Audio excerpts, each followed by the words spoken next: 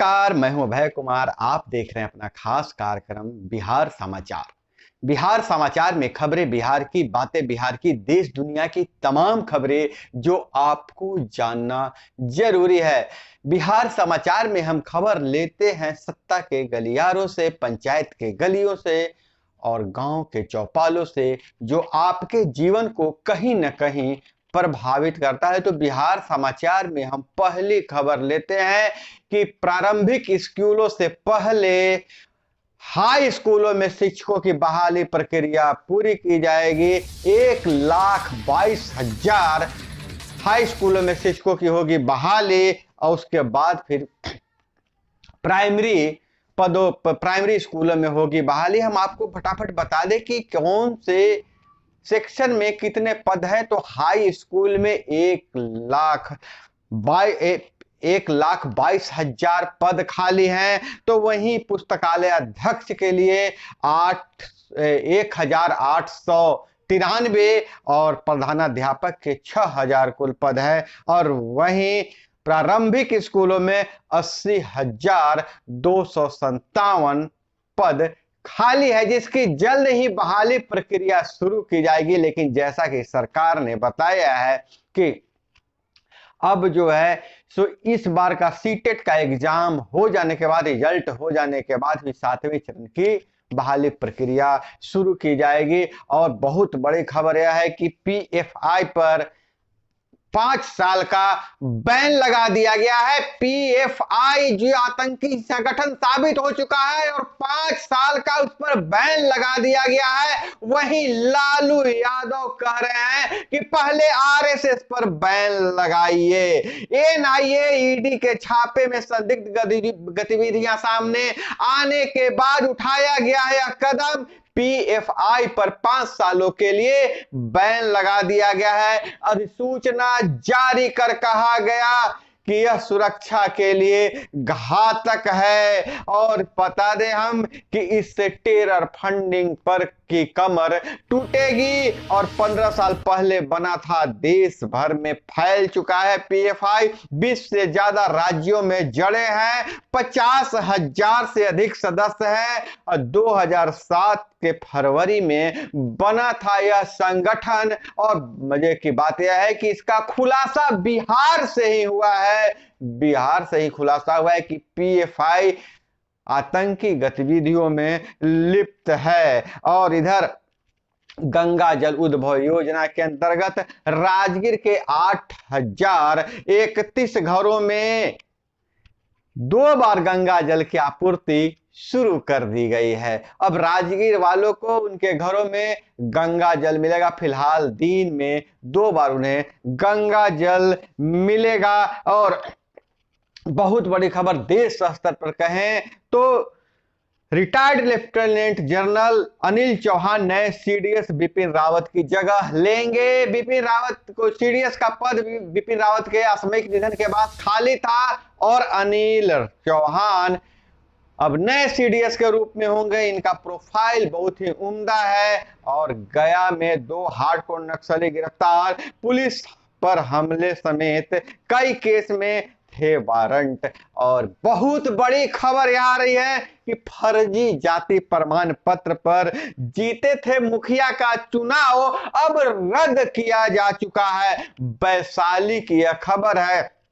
वैशाली ने आयोग ने उप मुखिया को सौंपा पदभार। अब मुखिया का जो चुनाव ही रद्द कर दिया गया है और उप मुखिया को पदभार दिया गया है और दोबारा चुनाव कराने का आदेश दिया गया है। इस पर हम नजर डालें तो फर्जी जाति प्रमाण पत्र के आधार पर वैशाली प्रखंड के मदारना पंचायत की निर्वाचित मुखिया रूबी सिंह को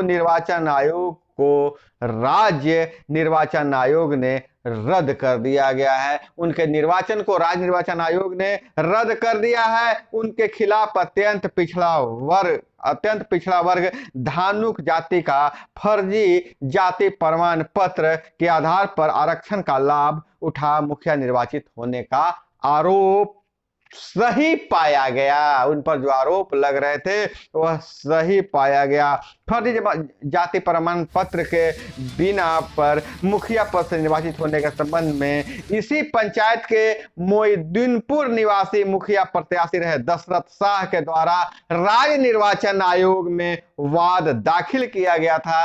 राज्य निर्वाचन आयोग द्वारा जांच के उपरांत आरोप को सही मानते हुए उनको उनके पद से हटा दिया है और उन्हें पद मुक्त कर दिया है। इस पंचायत में मुखिया पद के रिक्त मानते हुए उप मुखिया शोभा कुमारी को कार्य करने का निर्देश दिया गया है। वहीं राज्य निर्वाचन आयोग द्वारा पारित आदेश के आलोक में जिला पंचायती राज प्राधिकारी वैशाली ज्ञापांक 2229 दिनांक 26 सितंबर के जारी पत्र के आलोक में वैशाली प्रखंड के पंचायती राज पदाधिकारी सह कार्यपालक पदाधिकारी को आदेश दिया है कि वहां दोबारा चुनाव की तैयारी की जाए। और इधर IRTC सिटी घोटाले में तेजस्वी की अब 18 को होगी पेशी। CBI की याचिका पर कोर्ट ने दिया समय। लालू को इलाज के लिए सिंगापुर जाने की मिली थी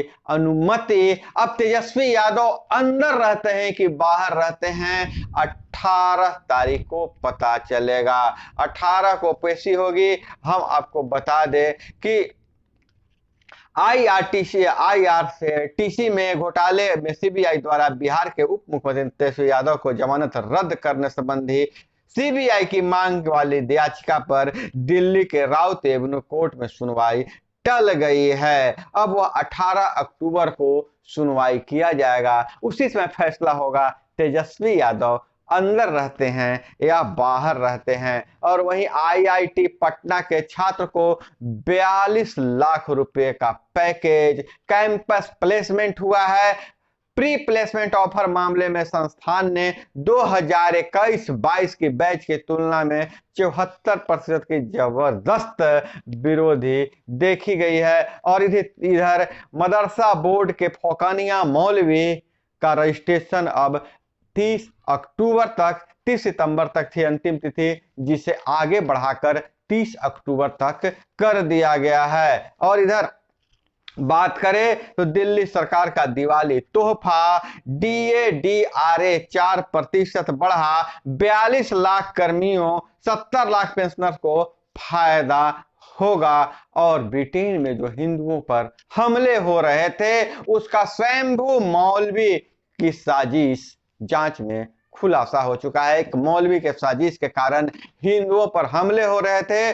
लेस्टर में हिंदू मुस्लिम झड़पों की जांच में खुलासा हुआ है। भीड़ को भड़काने वाला मोहम्मद हिजाब पहले भी ऐसी साजिश रच चुका है। कोर्ट में सबूत के तौर पर पेश होंगे मौलवी के वीडियो। और इधर दिल्ली शराब नीति केस में कारोबारी समीर गिरफ्तार। और इधर बात करें तो कांग्रेस अध्यक्ष पद की गुत्थी उलझी, दिग्विजय सिंह भी रेस में हैं। और इधर बात करें बैंक SIPB से पास प्रस्ताव को प्राथमिकता के आधार पर ऋण दे। राज्य स्तरीय बैंकर समिति के 12वीं बैठक में वित्त मंत्री ने कहा है। और वहीं नगरपालिका चुनाव में मुख्य और उप मुख्य पार्षद पद के उम्मीदवार हर बूथ पर बना सकेंगे 2 पोलिंग एजेंट। और श्रवण कुमार ने कहा समाज में गैर बराबरी, तनाव और नफरत फैलाने वाले संगठनों पर भी